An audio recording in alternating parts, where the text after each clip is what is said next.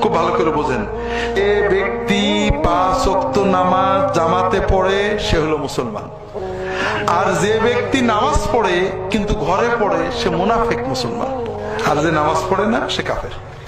কিন্তু আমরা জামাতের গুরুত্ব বুঝি না ভাই। সারা রাত তাহাজ্জুদ পড়ার চেয়ে জামাতে নামাজ পড়া অনেক গুরুত্ব। আল্লাহ রাসূল সাল্লাল্লাহু আলাইহি ওয়াসাল্লাম বলছেন, কেউ যদি ইশার নামাজটা জামাতে পড়ে আর ফজরের নামাজ জামাতে পড়ে সারা রাত তাহাজ্জুদের সওয়াব পাবে। কাজেই ভাইরা জামাতে নামাজ ছাড়বেন না। অনেকে বলে যে অমুকের পিছনে নামাজ হয় না, তমকে ও ভালো ইমাম না। জামাতে নামাজ পড়া আমার জন্য ওয়াজিব। ওই ইমামের গুনাহতে আমার কিছু হবে না। ইমাম খারাপ হলে গুনাহ হবে মসজিদ কমিটির, সভাপতির, সেক্রেটারির। আমি সাধারণ মুসল্লি, আমার জন্য ওয়াজিব দায়িত্ব জামাতে নামাজ পড়া। কাজেই জামাতে নামাজ পড়বেন, জামাত যেন মিস না হয়।